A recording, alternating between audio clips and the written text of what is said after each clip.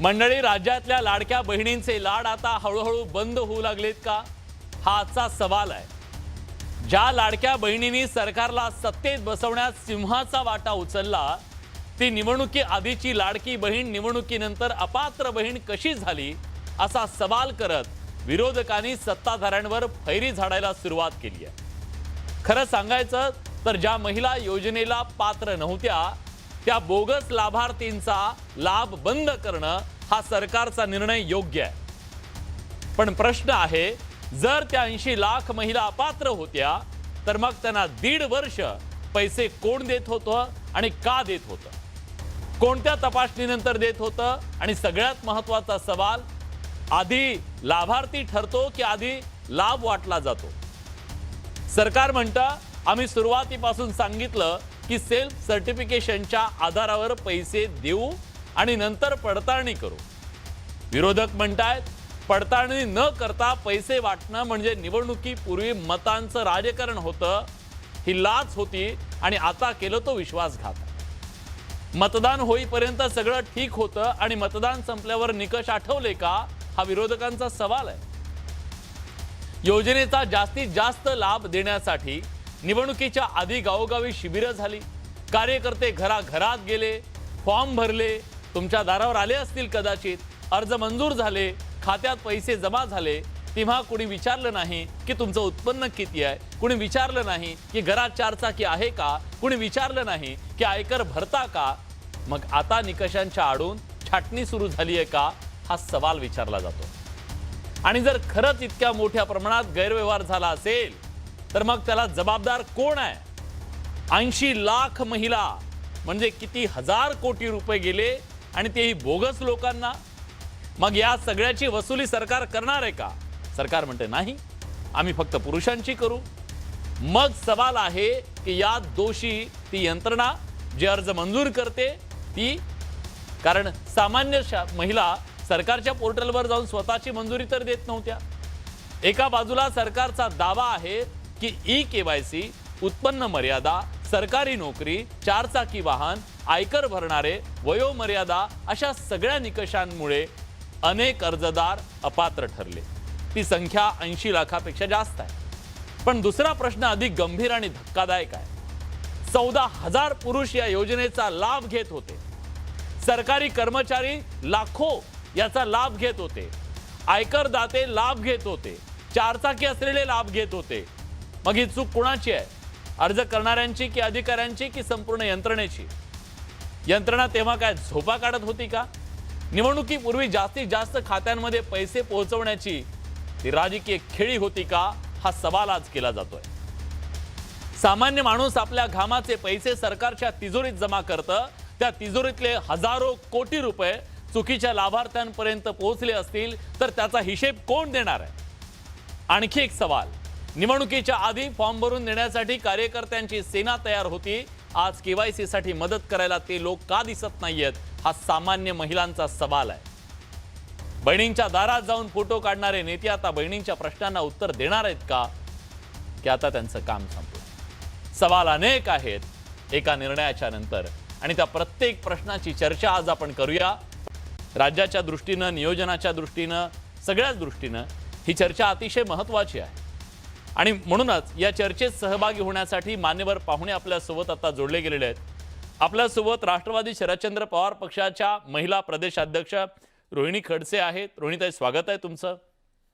आपल्यासोबत राष्ट्रवादीचे प्रवक्ते विकास पासलकर जे आहेत, त्यांच्या पक्षाकडे आता या सगळ्या योजनेच्या अंमलबजावणीची जबाबदारी आहे, तुमचंही स्वागत आहे। काँग्रेसचे प्रवक्ते हनुमंत पवार आपल्यासोबत आहेत। हनुमंतजी, स्वागत आहे। शिवसेना उद्धव बाळासाहेब ठाकरे पक्षाचे प्रवक्ते ॲडव्होकेट जयेश वाणी आपल्यासोबत आहेत, खूप स्वागत आहे। आणि भाजपचे प्रदेश प्रवक्ते अजित चव्हाण आहेत, ज्या अजितरावांच्या पक्षाला सगळ्यांना म्हणजे तिघांनाही सिंहाचा वाटा उचलत या लाडक्या बहिणींनी सत्तेमध्ये बसवलेला आहे। त्यामुळे अजितराव, तुमचं सुद्धा स्वागत आहे। पण चर्चेची सुरुवात मला रोहिणीताई तुमच्यापासून करायची ती याच्यासाठी की स्वाभाविक आहे की ज्या महिला पात्र नव्हत्या त्या योजनेसाठी, ही योजना होती गरीब महिलांच्यासाठी, त्यांना आधार द्यावा याच्यासाठी, आणि त्यामुळे ज्या महिला पात्र नव्हत्या त्यांना जर बाजूला केलं गेलं असेल तर मग त्यात चुकलं काय? आक्षेप नेमका विरोधकांचा कशाला आहे? का तुम्हाला असं वाटतंय की यात राजकारण होतं? हा विश्वासघात का म्हणताय? एकतर 2024च्या निवडणुकांच्या आधी ही जी योजना आहे ही घाईघाईमध्ये घोषित करण्यात आली होती. हम्म. त्यानंतर कुठले निकष किंवा त्यामध्ये अटी शर्ती किंवा फॉर्म भरत असताना तिथे कुठल्याही चेकिंग न करता सरसकट सगळ्या महिलांना कसा लाभ देता येईल हा प्रयत्न सरकारने केला. हम्म. त्यावेळेस जे निकष लावले असते किंवा कागदपत्र चेक केले असते आणि तर आज जो आपण 24,000 कोटी रुपयांचा जो आज सरकारच्या माध्यमातून आकडा आपण जर कॅल्क्युलेट केलं की जो हो हो. आकडा त्यांनी अपात्र केलेल्या महिलांचा आहे, तर तेवढा पैसा आज सरकारच्या तिजोरीतनं अनावश्यकरित्या गेला नसता. हम्म. बरं, त्याच्यानंतर 2024 झालं, तुमची निवडणूक झाल्यानंतर लगेच सरकारने यातल्या महिलांना कमी करण्यासाठी लगेच सुरुवात केली. हम्म. सगळ्यात पहिले 26 लाख महिलांचा अपात्र करण्यात आलं महिलांना. हम्म. त्यानंतर 2025 ला जर बघितलं आपण तर त्यामध्ये शासनाने हळूहळू करत करत म्हणजे 2025 ला 26 लाख केलेत. 2026 ला आता 80 लाख सरळ सरळ महिलांना अपात्र करण्यात आलेलं आहे. हम्म. आणि अपात्रतेची कारणं जी दिली जात आहेत, तुम्ही त्या महिलांना अपात्र करतायत, त्यांना वेगवेगळ्या निकषांमध्ये लावतायत. मग हे निकष तुमच्याच अधिकाऱ्यांनी चेक केले होते ना, तुमचेच पोर्टलवरून यांनी फॉर्म भरले होते. मग ते आत्ता निकष का लावण्यात येत आहेत? हम्म. हे त्यांना जेव्हा तुम्ही त्यांच्या खात्यामध्ये ₹1500 टाकत होते त्यावेळेस तुम्हाला कळलं नाही का? हम्म. आणि हा प्री प्लॅन असा व्यवस्थित आता असं वाटायला लागलंय की एकतर महिलांना त्यांचं मत घेण्यासाठीच हे कुठेतरी त्यांना पैसे देण्याचं प्रलोभन देण्याचा प्रकार होता. हा. कारण एकतर तुम्ही त्यावेळेस जर दिलेलं आहे प्रलोभन तर ते आता बंद करण्याचं काही कारण नाही. महिलांची संख्या आता कमी करण्याचं काही कारण नाही. हम्म. त्या महिलांना अपात्र ठरवण्याचं काही कारण नाही. जर तुम्ही त्यांना आता अपात्र ठरवत आहात तर जेवढं नुकसान आत्ता सरकारच्या तिजोरीतनं त्या महिलांच्या खात्यावरती गेल्यानंतर जे 24,000 ते 25,000 कोटींचं जे काही नुकसान झालेलं असेल हा. त्याच्यासाठी सर्वस्वी कोण जबाबदार आहे? मग तुम्ही त्या अधिकाऱ्यांवरती कारवाई करणार आहात का? हम्म. त्या महिलांना तुम्ही आज अपात्र करत आहात तर याच्यामध्ये सगळ्या महिलांना फक्त केवायसी हम्म. किंवा निकषामध्ये बसत नाहीये म्हणून नाहीये. याच्यामध्ये जर तुम्ही आज ग्राउंड लेवलला जाऊन बघितलं तर जेव्हा त्या पोर्टलवरती केवायसी करण्यासाठी महिला गेल्यात हा. त्यावेळेस त्यांच्या यादीमध्ये ते नावच दिसत नव्हतं. म्हणजे ज्या गरजू महिला आहेत असेही माझ्याकडे अर्ज आलेले आहेत किंवा हम्म. अशाही महिला माझ्या मतदारसंघातल्या किंवा महाराष्ट्रातल्या आहेत की त्या गरजू आहेत, आजही त्या झोपडीमध्ये राहतायत. पण त्या महिला जेव्हा केवायसी करायला गेल्या तेव्हा पोर्टलवर त्यांचं नावच दिसत नाहीये. म्हणजे आपोआप त्यांचं नाव त्या यादीतनं कट करण्यात आलेलं आहे. हम्म. तिथे जाऊन 100दा त्या बिचारा जाऊन चौकशी करून आल्यात. त्यांनी तिथे पाय आपल्या चपला घासल्यात, पण त्यांना उत्तर मिळालेलं नाही की त्या पोर्टलमध्ये आमचं नाव का नाहीये. ते सरळ सांगितलं जातं की तुम्ही अपात्र आहे. हम्म. म्हणजे सरकारकडनंच ही अपात्रतेची यादी अशी सरसकट टाकण्यात आली आहे का? अनेक संशय निर्माण करणाऱ्या ह्या गोष्टी होत आहेत. असं जर सरकारने आमची हा. सगळ्यांची मागणी एवढीच आहे की या सगळ्या प्रकाराची एक चौकशी समिती बसली पाहिजे आणि चौकशी पारदर्शकपणे व्हायला हवी. ठीक आहे. जी लोक या जबाबदार असतील या सगळ्या गोष्टींसाठी त्यांच्यावर सरकार कारवाई करणार आहेत का?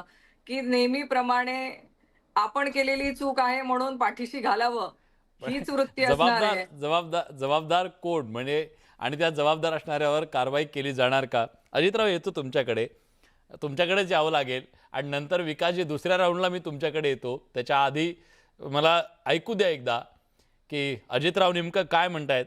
अजितराव, ताईंनी सगळे आक्षेप काय ते नोंदवलेले आहेत. सरसकट मतं घेतली, मग आता मात्र पात्र अपात्र असे कशासाठी? जर ज्यांनी दिली मतं त्या सगळ्यांना लाभ तरी द्या असं त्यांचं म्हणणं आहे. नाहीतर मग तुम्ही सांगा की चुकीच्या लोकांना तुम्ही पैसे दिले होते ते तरी मान्य करा आणि मतांसाठी तुम्ही ही योजना आणली होती असा त्यांचा थेट आरोप आहे.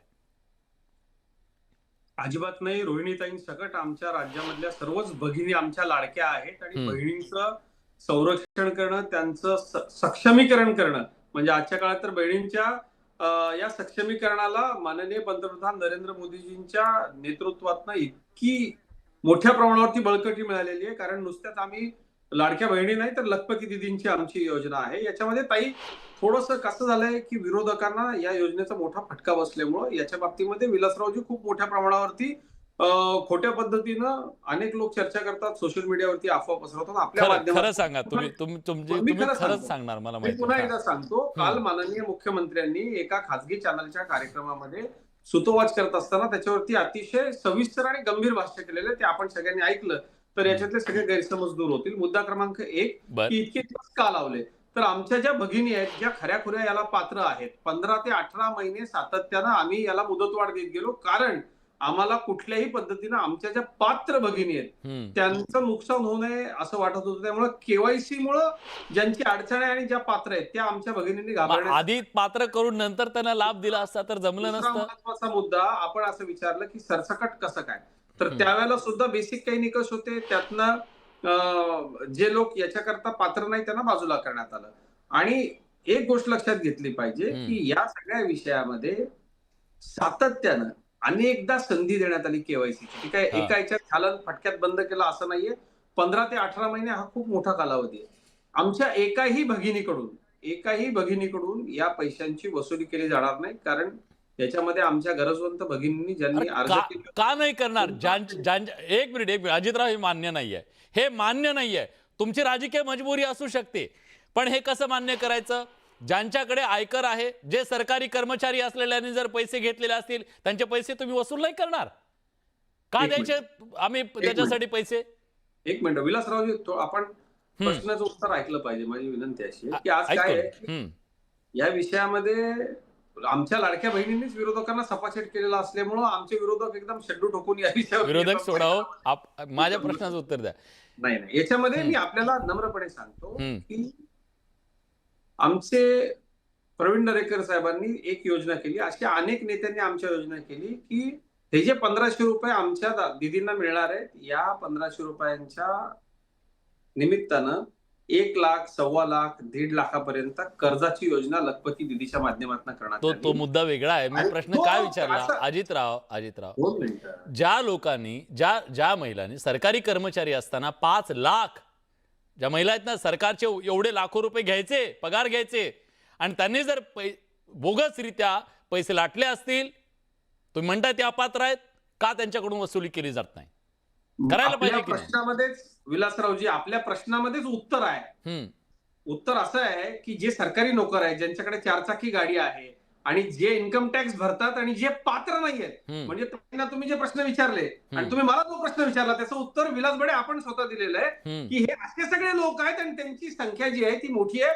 त्याच्यामध्ये पुरुषांची संख्या सुद्धा आहे आणि ते आमच्या यंत्रणेनं तपासलं. मात्र आमच्या ज्या पात्र भगिनी आहेत त्या अपात्र ठरू नये म्हणून याला जो एवढा 18 महिन्याचा कालावधी लागला, तो सरकारचा आमच्या बहिणींप्रती ममत्व आहे म्हणून आम्ही लावला.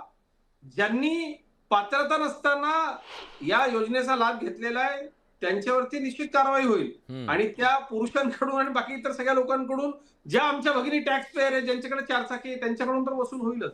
आमच्या ज्या भगिनी पात्र आहेत, ज्यांची लखपती दिदी योजना आणि इतर योजनांमुळे 2 वर्षामध्ये आर्थिक क्षमता आता वाढलेली आहे.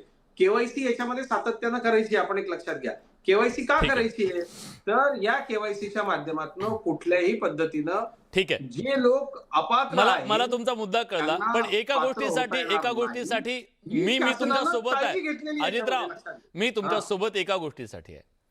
जे लोक पात्र नाहीये त्या योजनेसाठी, त्या महिलांना बाजूला करणं हे योग्य आहे, हे करायला पाहिजे. तुम्ही जे केलं ते योग्य केलं, पण इतके दिवस हा बोगसगिरीचा खेळ का चालू दिला हा सवाल आहे. ॲडव्होकेट जयेश वाणी आपल्या सोबत आहे. मी येतो. नाही, आधी लाभ द्यायचा, नंतर लाभार्थी ठरवायचा, असं कसं चालेल? 18 महिने 3-3, 4-4, 5-5 वेळा केवायसीची संधी देण्यात आली. जयेश, आधी लाभ दिला आणि नंतर लाभार्थी ठरवले, असं कसं चालेल? हे योग्य आहे का? विलास सर, मुद्दा असा आहे की हाच मुळात प्रश्न आहे, कारण की ही काही लाडकी बहीण योजना नव्हती, ही लाडकी मतदार योजना होती. माझी जी माहिती आहे, जशी अजित सरांकडे माहिती आहे तशी जी माझी माहिती आहे ना, हे जे 14,000 पुरुष आहेत ना ज्यांनी हे लाडकी बहीण योजनेमध्ये फायदा घेतलेला आहे, त्यातले 12.5 ते 13,000 पुरुष जे आहेत हे भारतीय जनता पार्टीचे बूथ सांभाळणारी लोक आहेत. त्यांना इथे मॅनेज केलं गेलं. याला काहीतरी आधार पाहिजे, ह्याला आधार पाहिजे, आरोप. ऐका ना, माझी माहिती आहे. बरं, आधार मी देणार की चौकशी करणार सरकार देणार? सरकारनी हिंमत आहे सरकारमध्ये, तर माझं चॅलेंज आहे सरकारला की सरकारनी न्यायालयीन चौकशी लावावी, मी खोटा हे सिद्ध करावं. ते भाजपचे असले तरी वसूल करणार आहेत, त्यांनी सांगितलं वसूल करू आम्ही. चौकशी लावावी, न्यायालयीन चौकशी लावावी. माझा मुद्दा पूर्ण होऊ दे. मी खूप प्रॅक्टिकली बोलतो, तुम्हाला माहितीये माझं आजपर्यंत खोटं नाही बोललो, आजपर्यंत मला माफी नाही मागावी लागली कुठल्या चॅनलवरती. 12,500 ते 13,000 लोक जे आहेत ना ते भारतीय जनता पार्टीचे कार्यकर्ते आहेत, ज्यांना सेटल केलं गेलं, मॅनेज केलं गेलं. आता पैसे का वसूल करायचे नाही सरकारी अधिकाऱ्यांकडून, ज्या एका प्रामाणिक भगिनीचा हक्क हिरावून घेऊन ज्या अपात्र महिलांना आजपर्यंत पैसे दिले गेलेत ना सर, ते का त्यांच्याकडून घ्यायचे नाही? कारण की पैसे, कारण आपण करूया अजितराव, एक मिनिट तुम्हाला जर पूर्ण चर्चा डिस्टर्ब करून चर्चा होऊ द्यायची नसेल तर मग ठीक आहे, नाही मग आपण मी तसं होऊ देत नाही, माझं काम आहे ना ते. याच्या मागचं कारण हे आहे, याच्या मागचं कारणच आहे, पैसा भारतीय जनता पार्टीला थोडी खिशातून द्यावा लागला होता. पैसा तुमच्या माझ्यासारख्या सर्वसामान्य जनतेचा होता. त्या दौलत जादा करणं ज्याला म्हणतात ना, निवडणुका निवडून येण्यासाठी ती दौलत जादा केली गेली. एक कायदेशीर मुद्दा मांडतो माझ्याकडे, मी एक डेफिनेशन आहे, खडसेताईंना माहिती असणार आहे, खूप चांगले त्या वकील आहेत, मी त्यांना अनेकदा गाऊन मध्ये बघितलंय. Whoever by deceived by any person fraudulently or dishonestly induce the person so deceived to deliver any property. माझं म्हणणं आहे, इंग्रजीत एवढं सगळं वाचण्यापेक्षा मराठीत सोपं सांगतो, जेव्हा कुणी व्यक्ती दुसऱ्या व्यक्तीला जाणून बुजून किंवा कपटाने फसवून एखादी मालमत्ता किंवा वस्तू सोपवण्यास प्रवृत्त करते किंवा एखाद्या विशिष्ट कृती सहमती दर्शवते, तशी सहमती दर्शवण्यास भाग पाडते, त्याजोगे त्या फसवल्या गेलेल्या व्यक्तीचे शारीरिक, मानसिक, आर्थिक किंवा प्रतिष्ठेचे नुकसान होते, तेव्हा तो छल म्हणजेच ती चिटिंग ठरते. आता माझं म्हणणं हे चीटर सरकार आहे, कारण की यांनी चिटिंग केली आहे. जर तुम्ही चीटर नाही आहात तर तुम्ही चिटिंग का केली? तुम्ही महिलांना हे सांगितलं की आम्ही तुम्हाला अमुक पैसे देऊ, ते 2400 रुपये देणार होते सर. आपण आता बोलतो 1500 संदर्भातच. होऊ दे अजितराव होऊ दे. हे काय बोललो? चीटर हा शब्द कायदेशीर गुन्हा दाखल करा माझ्यावरती. हा कायद्याच्या पुस्तकातला शब्द आहे. आयपीसी आहे माझ्या हातामध्ये. आयपीसीची डेफिनेशन वाचून दाखवली आहे. तुम्ही आयपीसीची डेफिनेशन वाचून घ्या. चला, आयपीसीचं पुस्तक, मी इथे काही वकिलीचं बरोबर, ठीक आहे. आपण मुद्द्यावर बोलू. मुद्दा असा आहे, हे चीटर सरकार आहे. खोटं बोलून मतं मिळवण्यासाठी या राज्यातल्या कोट्यावधी महिलांना फसवलं गेलं.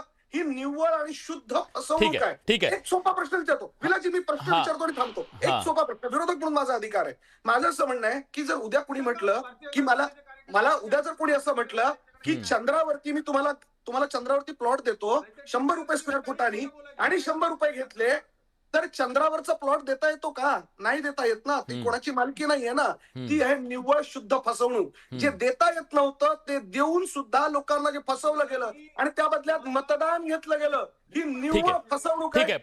फसवणूक झाली असं तुमचं म्हणणं. हा, अजितराव, मी येणार तुमच्याकडे, येणार मी तुमच्याकडे येणार. आता तुम्ही थोडक्यात उत्तर द्या, मला नंतर दोघांकडे जायचंय. अजितराव, प्लीज उत्तर द्या. ते म्हणतात शुद्ध फसवणूक आहे.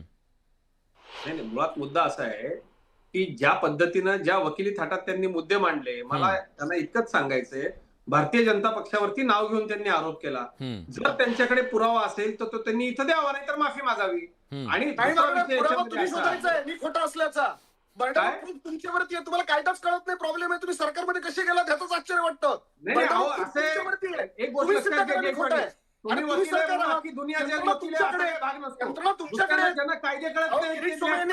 आतापर्यंत आम्ही बघतोय ना सर. ठीक आहे. मी दोघांनाही थांबवतो, मला 2 पाहुण्यांकडे जायचंय. अजून 2 पाहुण्यांची मतं जाणून घ्यायची आहेत. मी दोघांनाही थांबवतो, प्लीज. हनुमंत पवार, ते म्हणतात एक प्रकारे आम्ही या सगळ्यातली पारदर्शकता आणण्याचा प्रयत्न करतोय. ज्या पद्धतीनं चुकीचे लोक याच्यामध्ये आले असतील त्यांना बाजूला करण्याचा प्रयत्न करतोय, पण आम्ही सहानुभूतीपूर्वक विचार करू या महिलांच्या बद्दल, त्यांच्याकडून वसुली करणार नाही असं त्यांनी सांगितलेलं आहे. एक प्रकारे ही योजना आता अधिक पारदर्शक होतीये असं वाटत नाही आपल्याला? आक्षेप नेमका विरोधक म्हणून तुमचा कशाला आहे, जरा प्लीज सांगा. आक्षेप आमचा 3 गोष्टीला आहे. त्यातली पहिली गोष्ट अशी की मी ज्या मराठवाड्यातून येतो, धाराशिव जिल्ह्यातून, तर तिथल्या तुळजापूर विधानसभेच्या प्रचारासाठी अमितभाई शहा साहेब आले होते, देवेंद्र फडणवीस साहेब आले होते. ते म्हणले होते की आपलं सरकार आलं की आम्ही 2400 रुपये लाडक्या बहिणींना देऊ. 7-7.5 हजार रुपये महाराष्ट्रातल्या 2 कोटीपेक्षा जास्त महिलांना दिले होते. या देशाचे गृहमंत्री या राज्याचे त्यावेळेसचे मुख्यमंत्री एकनाथ शिंदे साहेब स्टेजवर होते, देवेंद्रजी फडणवीस स्टेजवर होते, जे आता मुख्यमंत्री आहेत. ह्या 3 अत्यंत महत्वाच्या माणसांनी, आणि जे आता आपल्यात नाहीयेत पण त्यांचा पक्ष सत्तेत आहे, त्या पक्षानं जाहीरनाम्यामध्ये 2400 रुपये लाडक्या बहिणींना देऊ म्हणाले होते. अद्याप त्यांनी 2400 रुपये लाडक्या बहिणीला दिले नाहीत. या खोटारडेपणाचा मी धिक्कार करतो. पहिली गोष्ट, त्यांनी लवकरात लवकर 2400 रुपये महिलाच्या अकाउंटवर देण्याचं आपलं आश्वासन पूर्ण करावं. पहिला आक्षेप आमचा या योजनेबद्दल तो आहे. दुसरा आक्षेप आमचा असा आहे की तुम्ही ज्यावेळेस लोकसभा निवडणूक झाल्यानंतर तुमच्या पायाखालची वाळू घसरली आणि लोकसभेला काँग्रेस, राष्ट्रवादी, शिवसेना आघाडीच्या जागा ज्या निवडून आल्या त्यानं तुम्हाला घाई गडबडीमध्ये एक योजना आणावी लागली आणि तुम्ही जनतेच्या खिशातला पैसा हा खैरात वाटावी असा वाटला. तो कोणाला वाटला? आम्ही सुरुवातीलाही सांगत होतो ना, तो तुम्ही सरकारी नोकरांना वाटला, तो तुम्ही भाजपाच्या बूथ मेंबरला वाटला, तो तुम्ही इन्कम टॅक्स भरणाऱ्यांना वाटला. तर ज्या लाडक्या बहिणी गोरगरीब होत्या, दारिद्र्य रेषेखाली होत्या आणि याच सरकारच्या चुकीच्या धोरणामुळे ज्यांना जगणं मुश्किल झालं होतं, महागाई यांनीच वाढवली, सोयाबीन यांनीच मातीमोल केलं, कांदा निर्यात बंदी लागून आमच्या बहिणीच्या खिशावर यांनीच दरोडा टाकला, मोफत आरोग्य सेवा यांनीच बंद केली, सलाईन पासून ते वह्या पेन पुस्तकापर्यंत जीएसटी यांनीच लावलं. ज्या महिला खरोखर सरकारच्या धोरणामुळे दबल्या पिचलेल्या होत्या त्यांच्या नावाखाली धनदांडग्या महिलांना पैसे देण्याचं काम यांनी केलं. ते करत असताना सगळे सरकारचे नियम, कायदे, कानून, अर्थशास्त्रीय शिस्त, त्यागनं घालून दिलेली शिस्त याला काळीमा फासणारं हे सरकार आहे. 21,000 कोटी रुपये आज तुमच्या माझ्या खिशातले ह्यांनी वाया घालवल्याची कबुली आज दिली. त्याबद्दल यांनी माफी मागावी आणि संबंधित खात्याच्या मंत्र्यांनी राजीनामा देऊन महाराष्ट्रासमोर यावं. ही दुसरा आक्षेप. तिसरा आक्षेप आमचा की लाडक्या बहिणीच्या नावानं यांनी बहीण भावाच्या नात्याला बदनाम केले. असा भाऊ नसतो जो ओवाळणी टाकतो आणि नंतर बहिणीला बोगस म्हणतो. कितीतरी माणसं यांची आता बोगस बहिणी म्हणून आमच्या बहिणींना बदनाम करत आहेत. माझी विनंती आहे की महाराष्ट्रातल्या सगळ्या महिलांना बोगस म्हणून अपमान करू नका. महाराष्ट्राच्या गृहमंत्र्यांनी, अर्थ नियोजन आणि बालविकास मंत्र्यांनी जिल्हाधिकारी कार्यालयावर ज्या महिलांचा तुम्ही यातून वगळताय त्यांची यादी लावायचं धाडस दाखवावं. नाहीतर तुम्ही चीटर आहात, तुम्ही फसवत आहात आणि तुम्ही 21,000 कोटी रुपयामधले अनेक कोटी रुपये भाजपानं स्वतः कार्यकर्त्यांनी आणि त्यांच्या महिला कार्यकर्त्याला दिले असा आमचा आरोप सत्यामध्ये उतरेल. तुम्ही कलेक्टरच्या समोर यादी लावा. आणि शेवटचं, आता आमचे अजित चव्हाण मित्र, शेवट करतो, अजित चव्हाण आमचे मित्र असं म्हणाले की महिलांसाठी आमचं सरकार खूप काही करतं. 1.5 लाख माता भगिनी माझ्या गायब आहेत. देवेंद्र फडणवीस साहेब काय बोलायला तयार नाहीत. दर तासाला एका महिलेवर अत्याचार होतो. 14,000 पॉक्सो अंतर्गत लहान मुलींवर बलात्कार झाले. शेतकरी महिलांसाठी, शहरी महिलांसाठी काही न करणारं सरकार लाडक्या बहिणीच्या नावानं स्वतःच्याच पक्षाच्या लोकांना बेनिफिट देतं आणि आता हात वर करून आमच्याच बहिणीला बोगस म्हणायचा बोगसपणा या भामट्या भावांनी या योजनेच्या माध्यमातून सुरू केलाय. ठीक आहे विकासजी, मी जास्त ते काय बोलले हे मी सांगायची गरज नाहीये. To the point. अजितराव येतो तुमच्याकडे. अजितराव, शेवटचा राऊंड आहे, अजून एक राऊंड आहे, थांबा. विकासजी, त्यांचं म्हणणं आहे ज्या निवडणुकीमध्ये ज्या तुमच्यासाठी लाडक्या होत्या त्यांना आज तुम्ही बोगस ठरवताय हे त्यांना मान्य नाहीये. नाही, काय होतं की लाडकी बहीण योजना ही मुख्यमंत्र्यांच्या नावाने लाडकी बहीण योजना ही महाराष्ट्रभर एका व्यापक हिताच्या दृष्टिकोनातनं ही योजना आणली गेली. यामध्ये सर्व महाराष्ट्रातील महिलांचा सन्मान करण्याचा हा प्रयत्न होता. यामध्ये स्वर्गीय माननीय अजितदादा आज हयात नाहीयेत, महाराष्ट्राचे उपमुख्यमंत्री म्हणून आणि अर्थ खात्याचे मंत्री म्हणून त्यांनी जो या महाराष्ट्रातील महिलांना सन्मान मिळावा, माझ्या गरीब महिलांपर्यंत याचा लाभ मिळावा आणि ही योजना आज ज्या पद्धतीला आलेली आहे त्यामध्ये सर्वांनी मिळून या महाराष्ट्रातील माता भगिनींचा, या विशेषतः सर्वांचा त्यांना सन्मान आणि स्वाभिमान त्यांचा जागृत व्हावा. त्यांचं कुटुंब आणि एका महिलाच्या हातामध्ये जर पैसा गेला तर तो कुटुंबासाठी उपयोगी पडतो. हा एक व्यापक दृष्टिकोन ठेवून या ठिकाणी हा निर्णय घेतलेला होता. आणि आज निवडणुकीनंतर त्यानंतर अशा पद्धतीने विरोधकांना वाटतं की या अगोदर जे माझे मित्र असतील, सहकारी असतील, सर्वजण या ठिकाणी बोलले की बाबा दोन भाऊ किंवा भावांबद्दल अशी प्रतिक्रिया देणं. अहो, योजनेमध्ये जर काही कुठलीही योजना आली तर त्याच्यामध्ये त्रुटी असतात, काही ठिकाणी कागदपत्र सापडत नाहीत आणि कुठलीही योजना आजपर्यंतचे कुठलंही सरकार असो तपासलेच नाहीत ना विकासजी, तपासलेच नाहीत कागदपत्र असं त्यांचं म्हणणं आहे. असं नाहीये, एक लक्षात घ्या. योजना आल्यानंतर यामध्ये कुठेही तरी थोडेफार प्रमाणामध्ये जे चुकीचे लाभ घेणारे लोक असतात ते असतातच. सर थोड्या प्रमाणात नाहीये, 80 लाख सर हा आपण ऐकलं पाहिजे. बोला तुम्ही बोला लक्षात बोला घ्या की हम्म, त्यामध्ये ज्या महिला भगिनी आहेत, हम्म, ज्या लाडक्या भगिनी आहेत, त्या हम्म. लाडक्या भगिनीवरती कुठेही अन्याय होऊ नये, कुठेही चुकीचं होऊ नये. पारदर्शकता आणण्यामध्ये सरकार जर पारदर्शकता आणत असेल आणि चुकीच्या पद्धतीने ज्यांनी लाभ घेतलेला असेल हम्म. तर त्यावरती सरकार योग्य निर्णय घेईल ना. सरकारचं आता कसं चाललंय की सरकारने योजना जी चुकीच्या पद्धतीने आणली अशी नाहीये. जर सरकारला ही योजनाच बंद करायची असती तर सरकारने ती योजना बंद केली असती. परंतु माननीय मुख्यमंत्री असतील, उपमुख्यमंत्री सुनेत्रा वहिनी असतील, देवेंद्र फडणवीस साहेब असतील, एकनाथराव शिंदे साहेब असतील, त्यांच्या काळामध्ये ही योजना आली. या सर्वांना असं वाटतं की महाराष्ट्रातील माझ्या भगिनींना न्याय दिला पाहिजे, या सर्वसामान्य भगिनीला खऱ्या अर्थाने आपला सन्मान वाढला पाहिजे. आणि मग योजना बंद करणे किंवा ह्या चुकीच्या पद्धती नाहीयेत तर त्या ठिकाणी जे काही टेक्निकल कुठे जर केवायसी मध्ये जर प्रॉब्लेम असेल तर तो प्रॉब्लेम कसा दूर करता येईल, खऱ्या अर्थाने ज्यांनी चुकीच्या पद्धतीने याचा लाभ घेतलेला आहे त्यावरती काय करता येईल. परंतु सरसकट आपण सगळ्या चुकीच्या पद्धतीने भावांना किंवा या राजकारण समोर ठेवून केवळ फक्त पक्षाच्या नेतृत्वाने ज्यांनी निर्णय घेतला, ज्यांनी महाराष्ट्रातील भगिनींना न्याय दिला, ज्यांनी या महाराष्ट्रातील भगिनींना सन्मान दिला, त्यांचा स्वाभिमान जागृत केला, अशा सर्वांना आपण केवळ फक्त कुठल्याही पद्धतीने शेलके शब्द वापरून किंवा त्यांना नामोहरम करण्याचा प्रयत्न करणं अत्यंत चुकीचं आहे. ठीक आहे. ही योजना अत्यंत सन्मानाची योजना आहे आणि त्यामुळं आता जो काही रोहिणीताई, बदल होतोय रोहिणीताई, त्याच्यामध्ये ठीक आहे सर, तुमचा मुद्दा कळला. तुमचं म्हणणं आहे की विरोधक या सगळ्याचं राजकारण करतायत, विरोधक सरकारवर विनाकारण टीका करतायत. रोहिणीताई, तुमची कमेंट. सत्ताधारी पक्षातल्या कुठल्याच व्यक्तीला महिला आणि महिलांच्या बाबतीमध्ये असलेला सन्मान ह्या बाबतीमध्ये बोलण्याचा अधिकार नाहीच. एकतर त्यांनी पहिले ते महाराष्ट्राचा जो डेटा येतोय ना तो डेटा चेक करावा की सगळ्यात जास्त गुन्हेगारी मध्ये महाराष्ट्र आपला किती नंबरला आहे. आज महिलांवरचे अत्याचार मोठ्या प्रमाणात वाढलेले आहेत, रेपच्या केसेस रोज रोज समोर येत आहेत आणि कितीही समोर मीडियामध्ये आल्यानंतरही अजूनही त्या संदर्भामध्ये कुठलेही कडक कायदे आलेले नाही. त्याच्यामुळे कृपा करून तुम्ही तरी महिला सन्मानाच्या बाबतीत काही बोलू नका.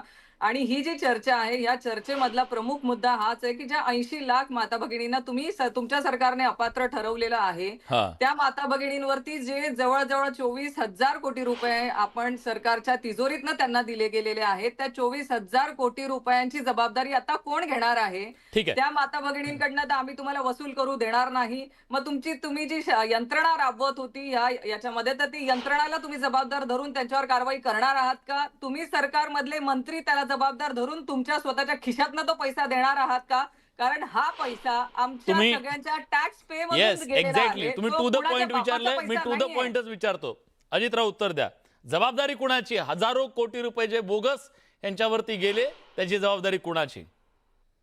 नाही, त्याची जबाबदारी निश्चित सरकार निश्चित करेल, ते पैसे वसूलही करेल, पण याच्यामध्ये लक्षात घेतली पाहिजे कुणाकडून करणार? आता जे गळा काढून या विषयामध्ये ओरडतायत आमच्या लाडक्या बहिणींना चांगलं माहितीये की हे तेच बहीण भाऊ आहेत की जे लाडकी बहीण योजनेच्या विरोधामध्ये कोर्टात गेले होते, निवडणुकीच्या आधी पैसे देऊ नये म्हणून कोर्टात गेलेले होते आणि सातत्यानं हे पैसे मिळूच नये याच्याकरता कायदेशीर प्रक्रिया राबवून. मी प्रश्न काय विचारला अजितराव तुम्हाला? अजितराव हे लोकांना प्रेक्षकांना कळतं हो सगळं. मी प्रश्न जो विचारला त्याच्यावर उत्तर द्या ना प्लीज. तुम्हाला उत्तर देणं कठीण होतंय. प्रश्नापासून पळू नका तुम्ही. आम्ही जे प्रश्न विचारले त्याचं उत्तर द्या. आपण बोलत असताना मी शांतपणे ऐकत होतो. माझी विनंती, विलासराव, माझी आपल्यालाही विनंती आहे, ज्यावेळेला तुम्हाला प्रश्न विचारायचा असेल मी थांबतो, सलग प्रश्न विचारा. मी प्रश्न तुम्हाला विचारला, त्या प्रश्नाचं उत्तर द्या, एवढंच माझं म्हणणं आहे. अजितराव, जे सविस्तर मुद्दे आहेत, जसं विरोधकांचं ऐकून घेताय तसं सत्ताधाऱ्यांचं ऐकून घ्या. अक्षरशः तुम्हाला सांगतो, फक्त मुद्द्यावर बोला अजितराव, मुद्द्यावर बोला. पुढची 5 मिनिटं फक्त तुम्ही बोला, फक्त मुद्द्यावर बोला. जो प्रश्न विचारलाय त्या प्रश्नाचं उत्तर द्या प्लीज. झालं असेल तर बोलू. हा, जे याच्यामध्ये अपात्र आहेत त्यांच्याकडून याची वसुली केली जाईल. आमच्या लाडक्या बहिणींकडनं आम्ही वसुली करणार नाही, ही आमची भूमिका आहे. विरोधकांना काय करायचं ते करू दे. त्यांची इच्छा आहे आमच्या बहिणींकडनं पैसे वसूल करायचे, ते आम्ही बघू काय करायचं. त्यांनी कोर्टात जावं, बाकी इतर ठिकाणी कुठेही जावं. कॅगनी याच्या संदर्भामध्ये अहवाल मागवला होता. विलासराव, भूमिका अगदी स्पष्ट आहे, आमची भूमिका स्पष्ट आहे. पण का नाही करणार वसूल तुम्ही? मला सांगा, जे सरकारी नोकरदार महिला होत्या, ज्या सरकारी नोकरदार महिला होत्या, त्यांना त्यांच्याकडून पैसे वसूल का नाही करणार तुम्ही? विलासजी, मी आधीच्याही भागामध्ये आपल्याला सांगितलं, बघा, तुम्हाला सरकारला ठोकायचा हा अजेंडा अजिबात नाही, अजिबात नाही. अजिबात मुद्दा नाही. आहे त्याच्यामध्ये असा आहे, बोगस लोक कुणी असू द्या, विरोधकांना बोगस. विचारला प्रश्न, आता यांना लाडक्या बहिणींची आठवण आली का? हम्म. लाडक्या बहिणींना पैसेच मिळू नये, लाडकी बहीण योजना राबवलीच जाऊ नये, निवडणुकीच्या काळात, दिवाळीच्या काळात, सणाच्या काळामध्ये आमच्या भगिनींना पैसेच मिळू नये म्हणून हेच काँग्रेस, राष्ट्रवादी काँग्रेसवाले, शरद पवार गटाची सगळी मंडळी हे सातत्यानं कोर्टामध्ये, ठाकरे गटाची मंडळी ही सातत्यानं एकत्रित जाऊन कोर्टामध्ये याचिका दाखल करत होते. यांची सगळी माणसं कोर्टामध्ये जाऊन याचिका दाखल करत होते आणि याचाच फटका लाडक्या बहिणींनी यांना दिलाय. ठीक आमची आहे. भूमिका हनुमानजी, अत्यंत सुस्पष्ट मी आहे. विचारतो त्या हनुमानजी अपात्र आणि लोकांनी जयेश वाणी दोघांनाही, याचा फायदा घेतला. लाडक्या बहिणींनी तुम्हाला राजकीय धक्का दिला म्हणून तुमचा राग आहे लाडक्या बहिणींवर, असा त्यांचा आरोप आहे. पहिल्यांदा हनुमानजी तुम्ही बोला, नंतर जयेश वाणी तुमच्याकडे येतो. लाडक्या बहिणींना पैसे मिळू नये म्हणून काँग्रेसची लोक न्यायालयात गेली, हा अजित चव्हाण यांनी आता आरोप केला. कोणी काँग्रेसची लोक कोर्टात गेलेली नव्हती. योजना पुरेशी आधी राबवायला यांना वेळ मिळाला होता. 5 महिन्याचे 7-7.5 हजार यांनी बिनगोर महिलाच्या अकाउंटवर टाकलेले होते. आणि जर 80 लाख महिला आता बोगस आहे असं यांचं म्हणणं असेल तर त्यावेळेची घाई गडबड केली आणि आता आम्ही घाई गडबड करणार नाही हे मोठ्या मनानं मान्य करावं. आज देवेंद्र फडणवीस साहेब माध्यमांना बोलताना असं म्हणाले की आम्ही कुठल्याही बहिणीकडून एकही रुपया वसूल करणार नाही. आणि भाजपाचे प्रवक्ते आमचे मित्र अजित चव्हाण म्हणतायत की आम्ही कसं वसूल करायचं तसं करू. त्यामुळे या लाडक्या बहिणीच्या संबंधानं बावनकुळे साहेब म्हणतात आम्ही बोगस कोणाला म्हणणार नाही. माझं होऊ द्या. हे पैसे वसूल करण्याकरता आपल्याला आग्रह धरायचा असेल तो धरू शकता. आपण न्यायालयात माझी खात्री आहे ना, भारतीय माझं होऊ द्या. आमच्या ओके, सगळ्या लाडक्या भारतीय बहिणी बघतायत महाराष्ट्रामधल्या. बरं, ठीक आहे. भारतीय माझं होऊ द्या. बरं अजितराव मी येतो तुमच्याकडे त्यांचं म्हणणं उद्या. जयेश वाणी येत आहेत पुन्हा. हा, भारतीय जनता पक्षाच्या कार्यकर्त्यांना आणि भारतीय जनता पक्षाच्या महिला कार्यकर्त्यांना आणि भारतीय जनता पक्षाच्या कार्यकर्त्यांना वाटलेले पैसे वसूल करायची तुमची हिंमतच नाही, तुमची नियतच नाही. तुमच्या पक्षासाठी तुम्ही सरकारी तिजोरी खाली केली, समाज कल्याण खात्याचा निधी तुम्ही वर्ग केला, आदिवासी विभागाचा निधी वर्ग केला, पोषण आहाराचा निधी तुम्ही वर्ग केला, शिक्षण खात्याचं बजेट तुम्ही कमी केलं, आरोग्याची मोफतची योजना कमी करून तुम्ही आता लोकांकडून पैसे घेताय. आमच्या लाडक्या बहिणीला शेतीच्या खात्यापासून, शिक्षण खात्यापासून, पोषण खात्यापासून ते दलित आदिवासीच्या खात्यापर्यंत पैसे काढून तुम्ही भाजपाला मतदान करणाऱ्या कार्यकर्त्यांच्या बायकांना दिलेले पैसे आहेत. कसे वसूल कराल तुम्ही? भाजपाच्या लोकांना तुम्ही पैसे दिले, गावोगाव पुरावे त्याचे. ठीक आहे. जयेश वाणी, कार्यकर्त्यांना पैसे दिले, तुमच्या जयेश वाणी. पदाधिकाऱ्यांना पैसे दिले. अजितराव येतो. महाराष्ट्राच्या जनतेचा पैसा तुम्ही हा, हनुमानजी जयेश केंद्र आणि राज्याच्या मिळून अजितराव प्लीज त्यांचं म्हणणं आहे का?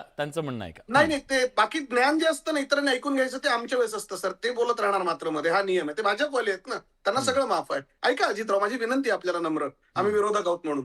काय आहे ना सर, कुलदीप सेंगर ते भोंदू खरात बाबाचा उन्नत वारसा असणाऱ्या भारतीय जनता पार्टीनी महिला सन्मानाच्या गप्पा तर अजिबात मारू नये. थांबा, अरे एक वाक्य काय म्हणजे मला आश्चर्य वाटतं. अहो कुलदीप सेंगर तुमच्या पक्षाचा माणूस आहे की नाही? कुलदीप सेंगर तुमच्या पक्षाचा माणूस आहे की नाही? कुलदीप सेंगर तुमच्या खरातचं कसं काय म्हणता तुम्ही? खरं बोलला की मिरची लागते. नाही खरात बद्दल तुम्ही कसं काय नाव जोडतात? हे गृहमंत्री, हे मुख्यमंत्री.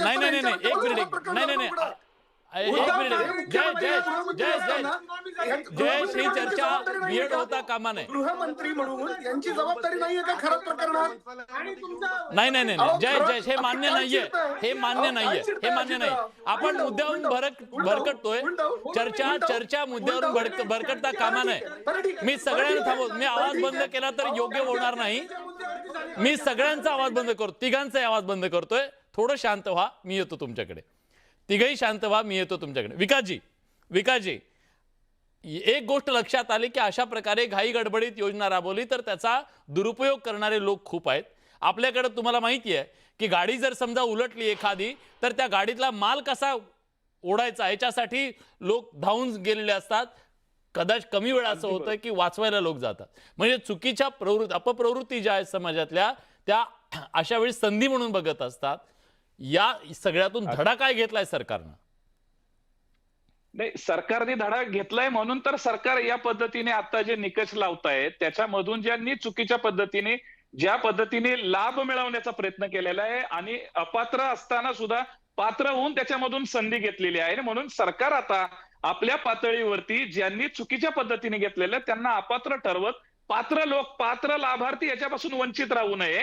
आणि म्हणून मी मगाशी पण सांगितलं आपल्याला की सरकारला जर सरसकट ही योजना बंद करायची असती तर सरकारने ती बंद केली असती. परंतु लाडक्या बहिणींचा सन्मान, स्वाभिमान या राज्याचे माजी उपमुख्यमंत्री स्वर्गीय अजितदादांनी आपलं अर्थ खातं, नियोजन खातं सांभाळत असताना माझ्या लाडक्या बहिणींसाठी खूप मोठं काम करून गेलेले आहेत आज ठीक अजितदादा. आहे. तर खऱ्या 2400 अर्थाने- रुपये, आणखीन एक मुद्दा त्यांचा, 2400 रुपये कधी देणार?